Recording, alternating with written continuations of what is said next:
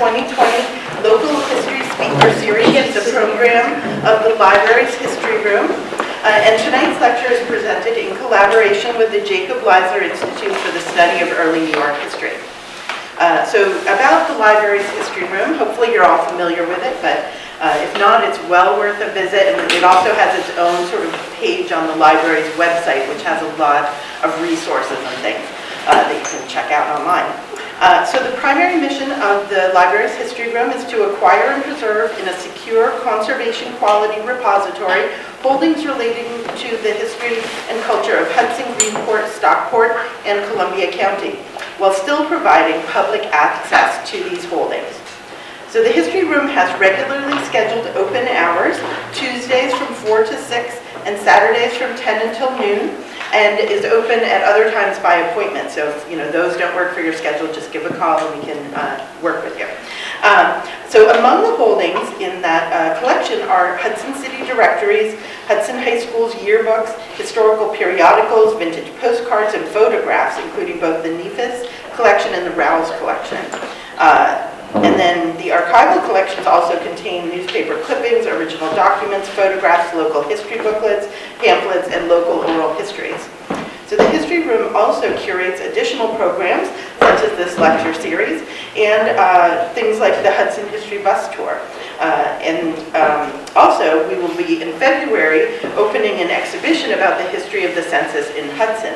On February 6th will be the opening of that exhibit. So tonight's lecture is sort of the opening salvo of that exhibition. And that will feature original census books and other items from the History Room's collection. So tonight's speaker, hopefully familiar to everyone, Dr. David William Voorhees, is director both of the Jacob Leisler Institute for the Study of Early New York History, which is located right here in Hudson, so you can visit that as well, and also of the Jacob Leisler Papers Project. He is managing editor of De Havaman, a quarterly scholarly journal devoted to New Netherlands studies, which is published by the Holland Society of New York. Formerly a managing reference history editor at Charles Scribner Sons, he is also the author of several books and numerous articles on late 17th century New York. For his contributions to the scholarship of New Netherland, Queen Beatrix of the Netherlands presented him with knighthood in the Order of Orange-Nassau in 2010. So the Jacob Leisler Institute is a study and research center devoted to colonial New York under English rule.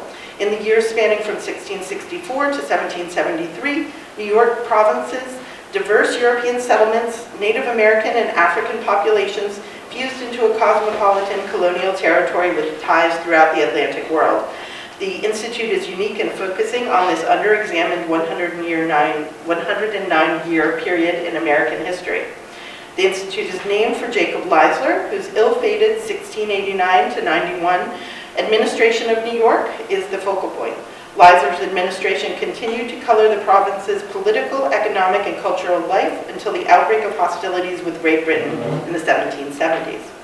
The Institute is an independent nonprofit organization. As a study center, it serves scholars and students of the period, as well as teaching the necessary skills in order to preserve and interpret the period's manuscript and material resources. You'll also notice we have this box out, so if anyone is able and would like to make a contribution, tonight's takings will be shared between the Leisler Institute and the library's History Room. And we thank you for your support and attending. All right, Dr. Voorhees.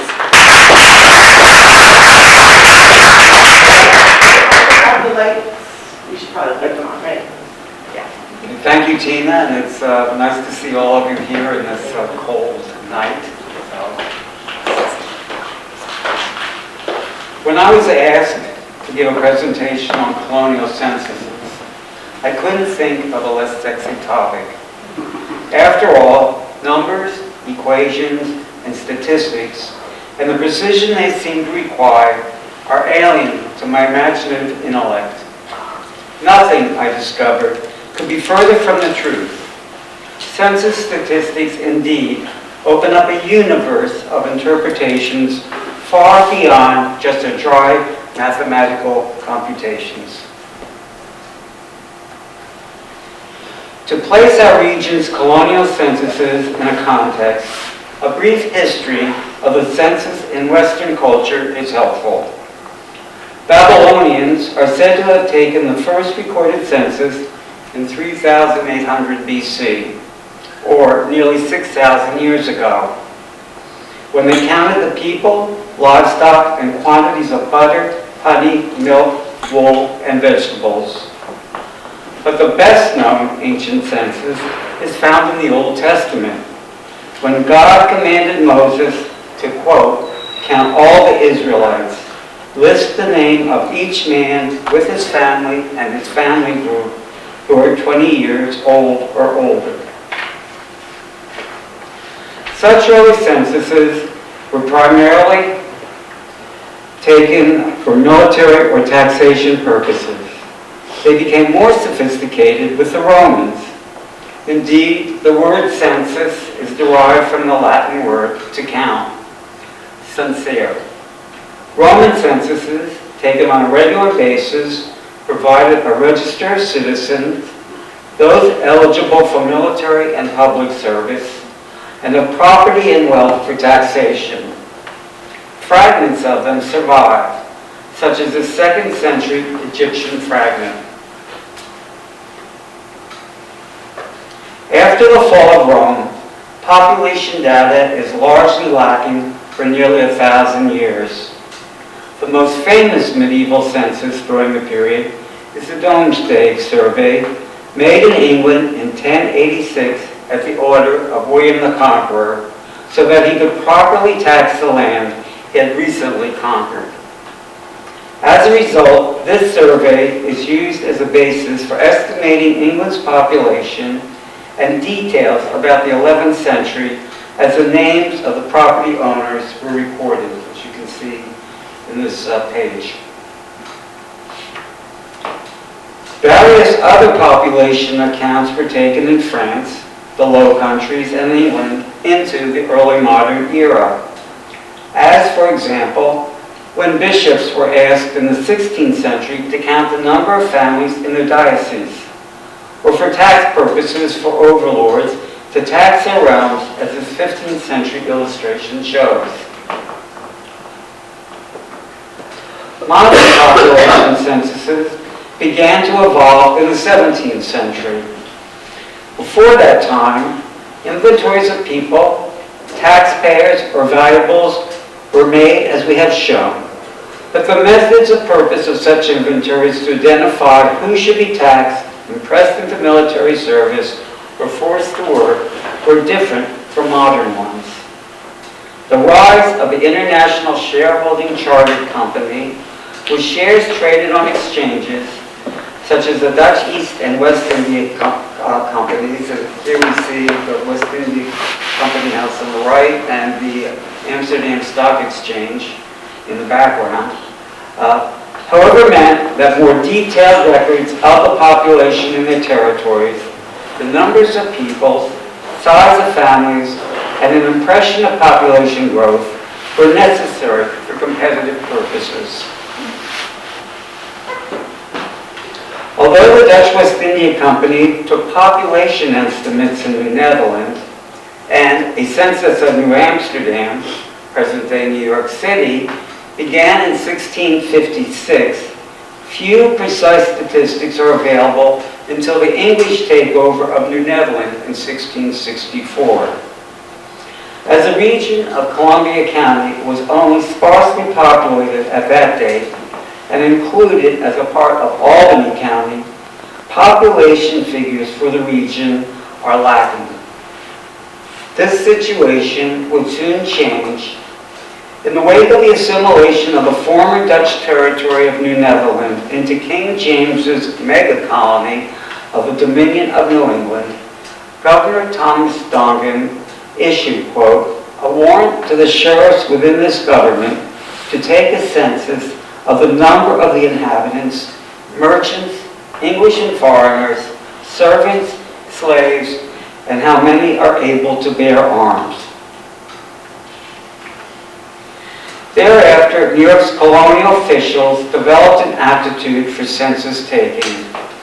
Indeed, of the total of 38 enumerations made in the 13 British colonies before the first federal census in 1790, 11 were made in New York Province, those being in 1698, 1703, 1712, 1723, 1731, 1737, 1746, 1749, 1756, 1771, and after the American Revolution, 1786.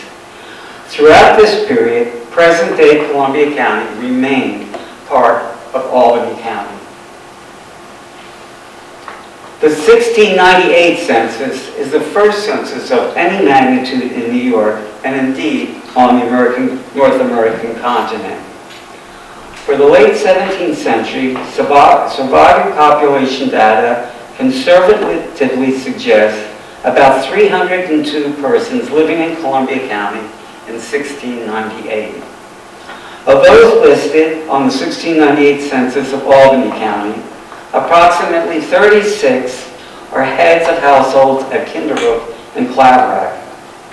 Ruth Pawanka estimated that the average number of children per family at the close of the 17th century was around 4.5 per family, creating a household size of 6 to 6.5.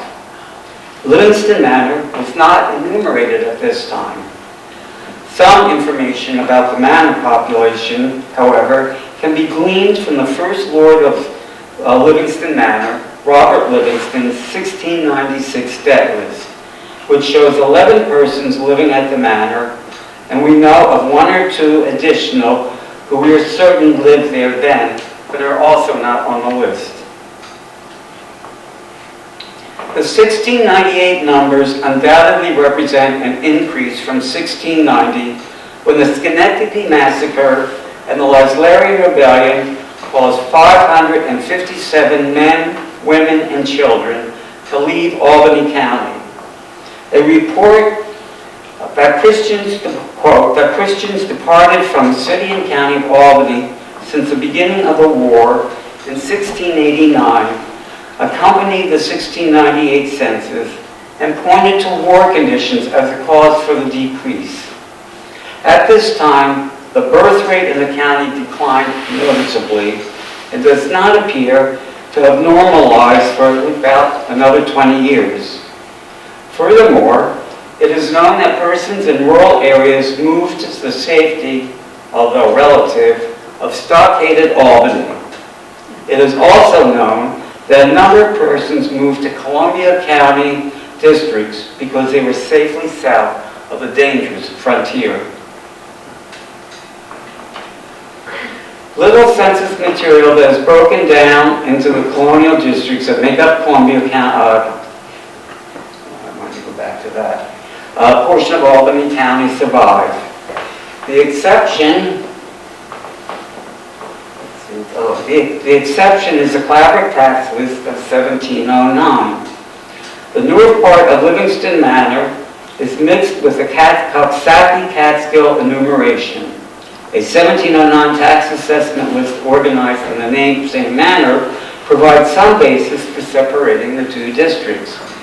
About half the number of the combined district is reasonable to use for the manor population of whites and a bit more for slaves, by analogy with the number of slaves in Rensselaer's Wit. In 1712, and in the wake of the April slave uprising on Manhattan, Governor Robert Hunter undertook a census of New York and Maine, then also under his administration. Hunter's census was met with so much opposition from a superstitious and incomprehensible fear that would breed sickness that only partial returns were obtained. Fortunately, a new census was taken in 1714, which present figures for each district of Albany County, giving more detailed information for the early part of the 18th century, and provides a good basis for information for the rest of the colonial period. Despite this, the 1714 census is not, and like all colonial censuses, it is not believed to be accurate. Although it probably presents as fair a picture as one might expect for this age. Particular difficulties for the Columbia County region relate to the Palatines and the population of Livingston Manor. Palatines were not enumerated in this census. They had a special census of their own in 1718. Other reports of their numbers are found in various Board of Trade reports.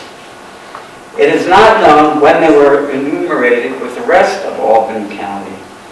Data pertaining to Livingston Manor is buried because the population of, quote, the northern part of Livingston Manor was enumerated in the Coxsackie Catskill tax enumeration, and the south part of the manor, south of the Wolf Jansen Kill, was included into Dutchess County. This picture of Livingston Manor here.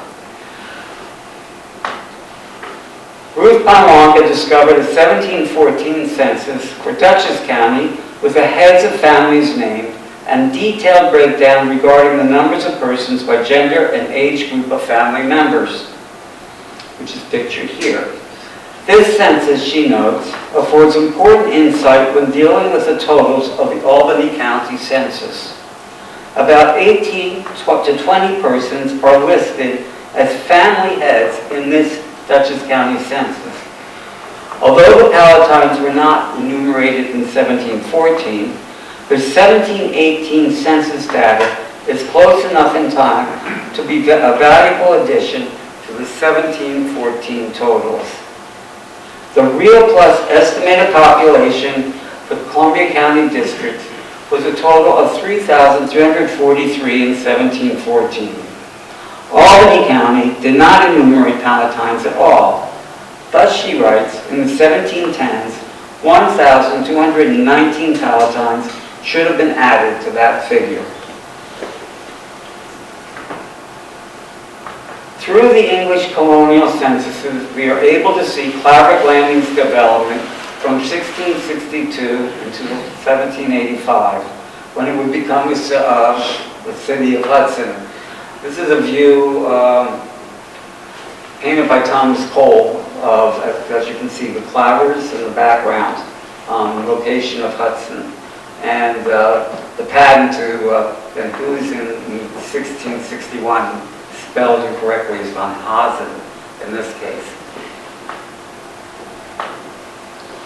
By the mid-18th century, Clavert Landing contained a small port village scattered between two bays and along the road leading to the farms of Clavert Creek, existing as early as 1679, when the road is described by Jasper Dankerts.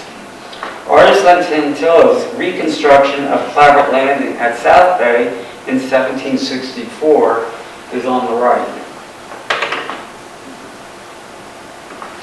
By the mid-18th century, the population of Albany County grew at relatively regular rates, again as in 1690, influenced by the advent of war in the 1740s and 1750s. In the 1740s, as a result, there was also, again, a decline in population due to the outbreak of the French and Indian War. But in the 1750s, a dramatic increase occurs with the arrival of troops from Britain. Surviving tax lists for Columbia County districts in 1744 are only for Kinderhook. The census of 1749, taken by Governor Clinton, who volunteered the information that the returns, in common with those of the preceding censuses, might not be strictly accurate, since the officers, or military officers, received no pay for this service, and it was performed reluctantly and carelessly. The estimate for 1749 is for whites only. The estimates for the years 1754 and 1784 include, for Albany County, 5,500 and 10,000 blacks, respectively. By the 1770s, we again see a dramatic increase in the population of Columbia County. The census of 1779 reflects this increase as a result of migration of New Englanders and some British persons into the county's interior. This migration was underway as early as 1744, but by the 1760s had become a large-scale movement. Indeed, by the 1790 census, the eastern towns of Columbia County were the most densely populated of rural communities except for Germantown. This is particularly surprising because the rough terrain of the interior was very poor for farming. Thomas Pownall's 1760s drawing, a design to represent the beginning and completion of an American settlement or farm, was possibly and probably drawn depicting land development in New York bordering the Massachusetts, along the Massachusetts border. With the New Englanders and dramatic modifications to the traditional Dutch culture of Columbia County, which is shown here, and this is actually Greene County, this is Leeds, the Bergen Overmantel piece, which dates from the 1730s. But the culture remained largely Dutch and centered along the Hudson River in the western part of Columbia County. I have barely touched upon the history of early census in our area and the wealth of information that they reveal. As Ruth Baranka notes, the size of families and households is an important aspect of data to be gleaned from the censuses. It differs from family reconstitution in that it concentrates on persons actually dwelling in a family unit or a household at any given point in time. But it does not consider children who have grown up and moved away or children yet to be born, which is what genealogists often look for. Thus, in 1714, she finds from census records that the rural districts of Columbia County had an estimated or projected 4.16 children per couple of childbearing age at Claverack, 3.98 at Kinderhook, and about 2.5 in the northern part of Livingston Manor, and about the same for the southern part of the manor. We still need to know much more about the numbers of slaves in each community. Pawanka thus conjectures about how many dwellings might have existed in the county area during the colonial period. She projects between 150 to 200 in the 1710s and over 4,000 by 1790. The growth of population in Columbia County area appears to have kept abreast of general growth of colonial Albany County.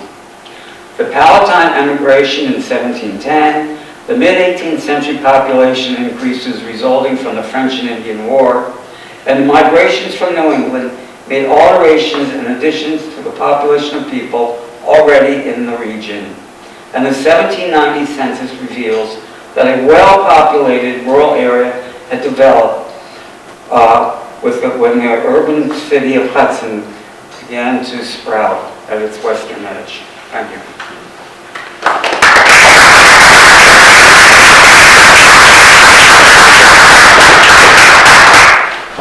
Yes.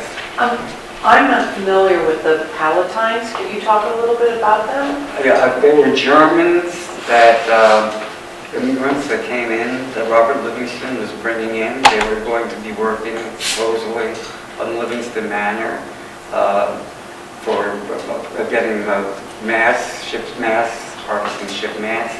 It turned out in the long run that it was a disaster for both the Palatines. It was a government project that Livingston, first lord of the manor, had organized. But did they eventually become part of the rest of the community over time? Well, yes, there are some members of them here, yes.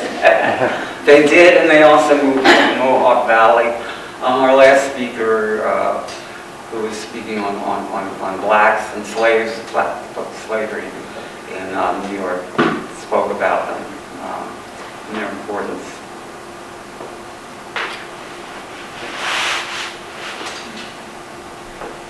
Brenda? Yeah, you said in the 1750s that there was a dramatic increase in the population due to the British troops arriving. For the French and Indian War, which Uh-huh. was going on, and Albany was the center, became the center of war operations. There was a very large number of troops moved into the area, and with them came their wives and camp followers, lots of children camp followers. So, Do we know if a lot of them settled here, or? we don't exactly, or I'm not familiar with, but it is believed that that had an influence on the growth of Columbia County, of this area, which at that point in time. Yes. Could church records shine a light on some of these things? Yes, well, but I'm only looking at the official government censuses. You've got to look. Now, I'm going to go off the topic from Columbia County, because this my task is only to speak about this region here. I'm much more familiar with New York City from my own research, and the lower Hudson River Valley. You cannot look at these censuses and ignore church records and other kinds of records, because the most glaring example is slavery.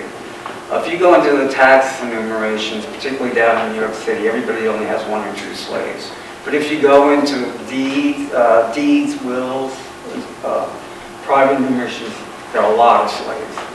So, but one of the reasons that they're probably not being counted is for tax purposes. They don't want people to know that they have that kind of wealth coming, you know. The Palestines, they weren't counted or counted separately because they were considered to be here temporarily, or why did they count them separately? I'm not particularly clear from the work I've done so far on why they do not appear in this particular enumeration.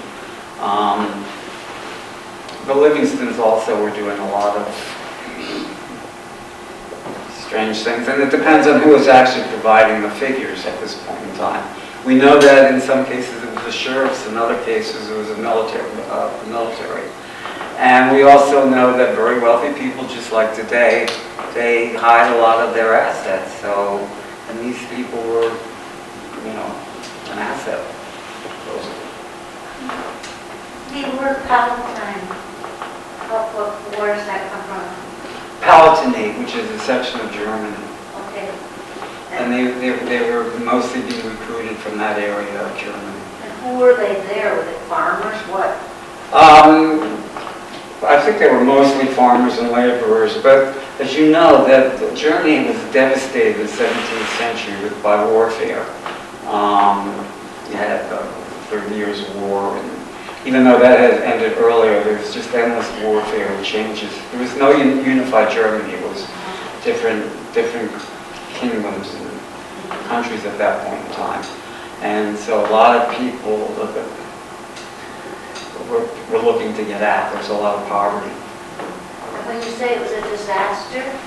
Well, it was a disaster because it was a disaster for both. The Livingstons managed to squeeze them very hard economically.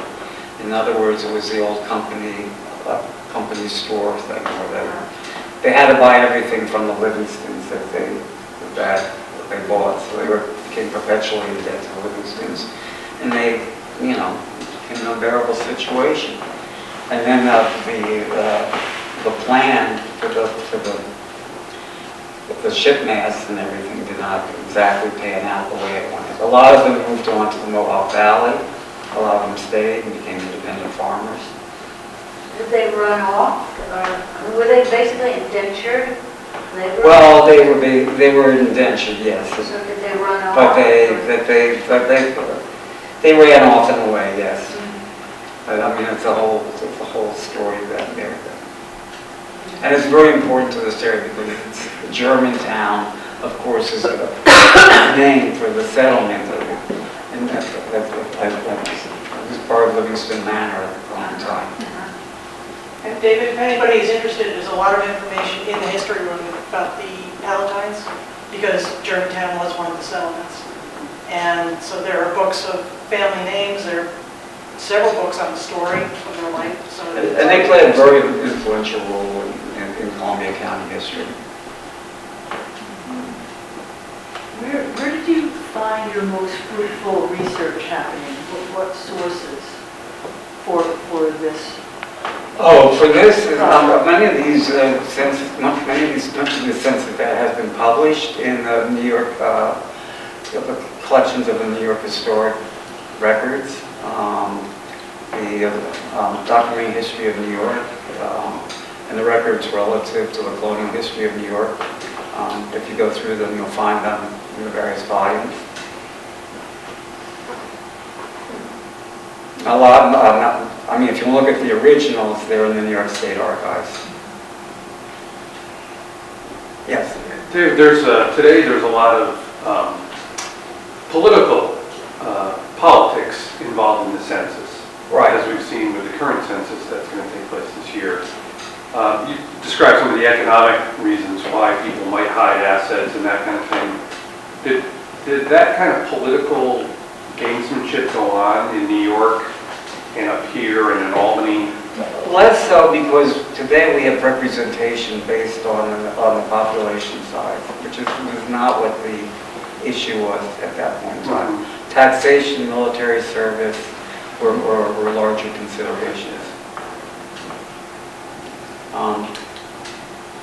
So that's why today there is a big difference between what developed with the 1790 census, and there is also a change in what people are looking for because of Malthus and his theories on population growth, and then you begin to get more interested.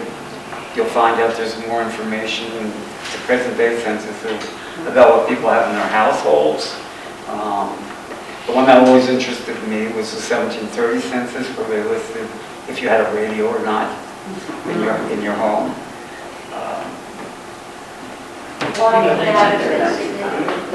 that have been considered significant after? Well, because radio it sort of identified where your social status was. For one thing, if you could afford to have a radio in your house in 1930, I mean, radios had only become basically in the 1920s. In 1920, most nobody had a radio. They would have had one of those, what do they call them, those sets, crystal set. They would have had a crystal set, which was like a toy. But by heart. That's funny to me. I was born in 1939, and we had a radio, I remember when I was 3 years old. It just seems so funny that it's such a short time ago that it would have been in question in my lifetime.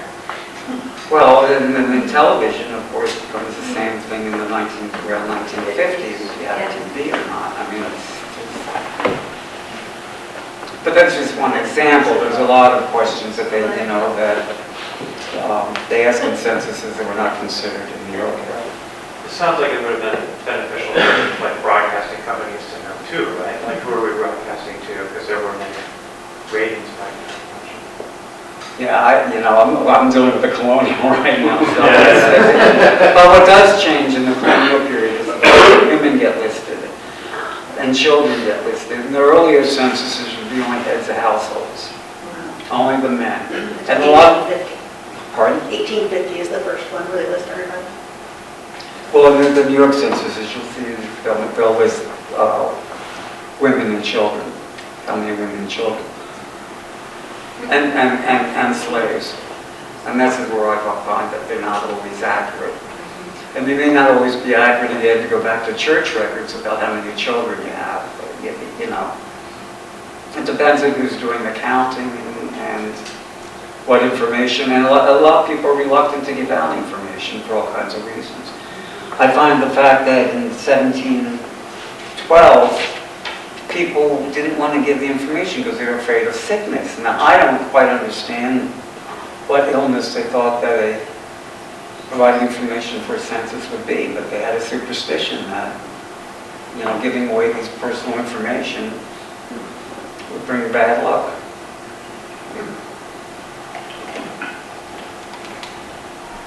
Brenda? Yeah, do you have a sense after some of this research of what was the population of Claverick Landing? Can you kind of narrow I in that one? personally, it's bigger, and I've discussed this with Ruth, it's larger than people realize. And you know, when the Nantucket people come here, there's a myth that they all brought their houses here. And it's actually, there's only reference to 2 people bringing what basically were fishing shacks, temporary shelters. Most of them rented in local homes while their houses were being constructed. And we know that there was a lot more local buildings around here in separate research that I've been conducting into this area. It was more developed than...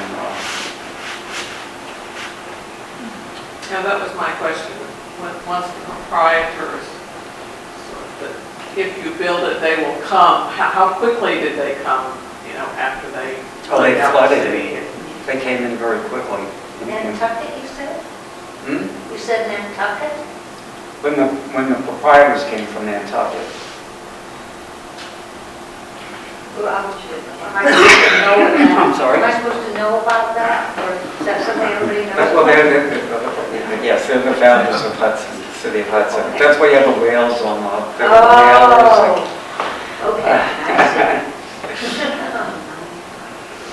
And they came in, and then the port developed very quickly because of the opening of the turnpikes to the east, and bringing in the port. But Claverick Landing has existed as an important port for the farms of Claverick and the whole area prior to that.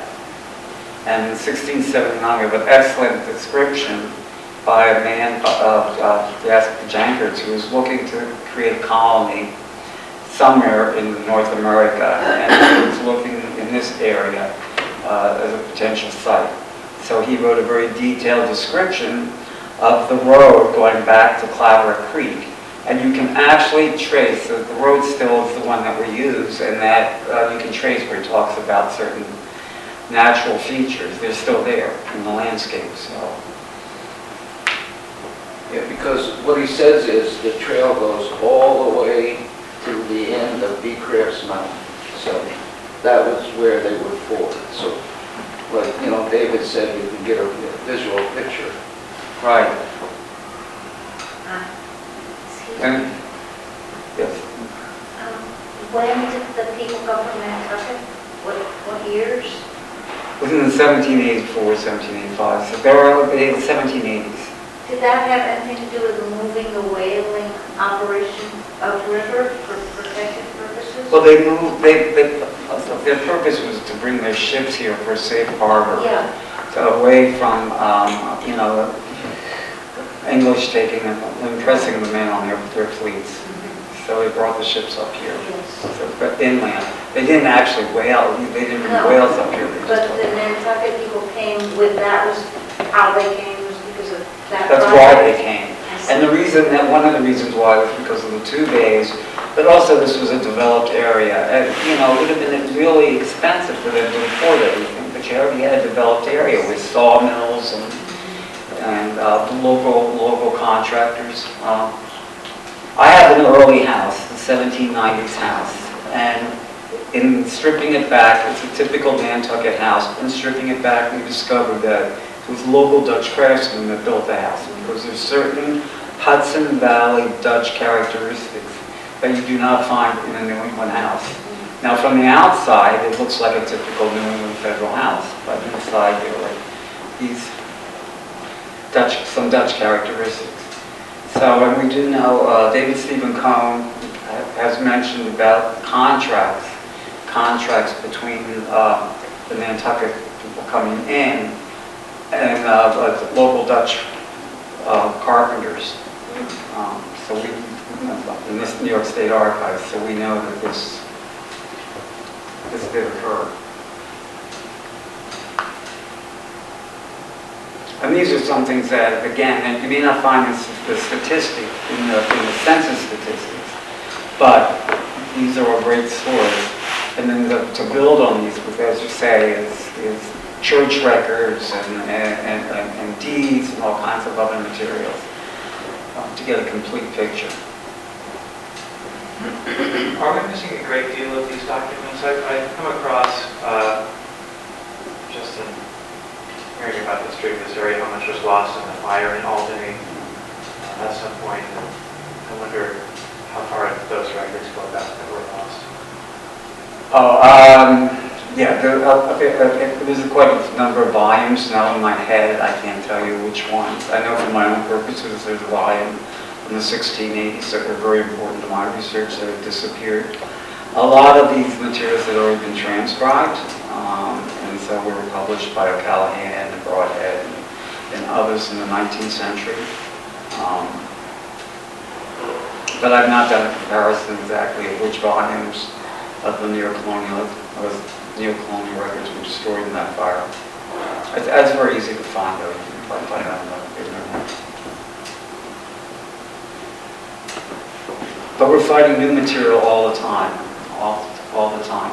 And I think even with censuses, we're going to find more missing census materials, particularly locally. How are these found? By going to the archives and digging through them.